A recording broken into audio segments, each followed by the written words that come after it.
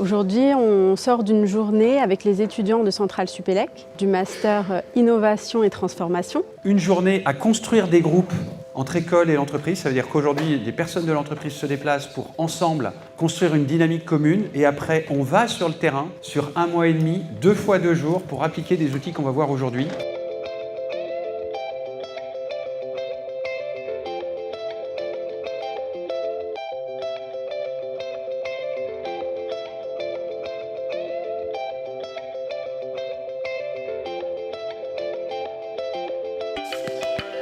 Alors, ce qui est intéressant dans ce partenariat, c'est qu'il y a 3 acteurs majeurs qui interviennent. Il y a une entreprise avec une problématique donnée. On a un expert qui est François Durnez pour accompagner la démarche justement des élèves, qui est le 3e pilier du partenariat. Il y a 6 groupes qui sont créés. 3 entreprises, SNCF, RATP et BPI France, nous ouvrent leurs portes pour qu'on aille sur le terrain. Avec 6 cas différents, on va travailler ensemble les projets qui ont été proposés par l'entreprise. On a identifié 2 thèmes pour nos étudiants, qui sont des thèmes assez lean. Ce sont des thèmes qui viennent des collaborateurs de la DSI et qu'on a décidé de leur confier.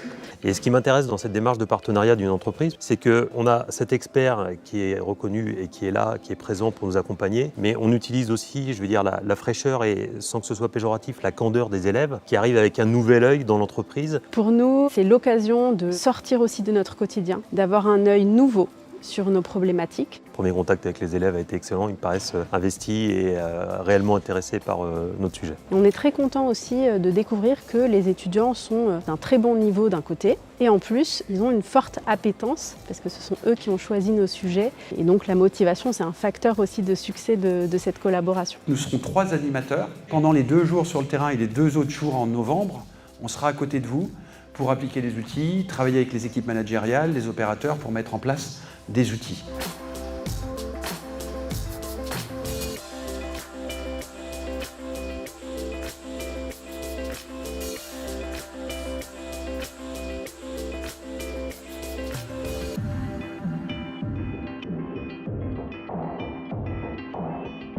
Je trouve ça très intéressant de pouvoir justement combiner avec ces professionnels-là parce que ça nous donne pour nous un terrain de jeu déjà opérationnel réel. Donc c'est un cas concret qu'on va pouvoir traiter. Donc c'est important de formaliser un process qui soit clair, des méthodes qui soient vraiment précises pour pouvoir prendre en main ces incidents qui nécessitent d'être ultra réactifs. Ce qu'on retient, c'est vraiment un module qui est très structuré et qui nous donne confiance dans le fait que nos problématiques vont être traitées. Qu'est-ce qui fait qu'à la fin de la journée ou de la semaine, vous êtes satisfait?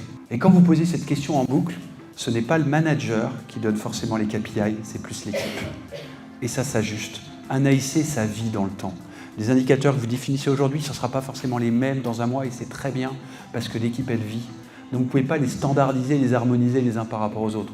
Vous pouvez avoir des indicateurs qui sont assez proches, dans l'industrie on voit ça, mais il faut une dynamique unique à l'équipe. Et on est aussi très satisfait de l'encadrement, en tout cas sur ce module, qui est très méthodique, bien structuré. Je suis très content, vous avez vraiment tapé dans le mille.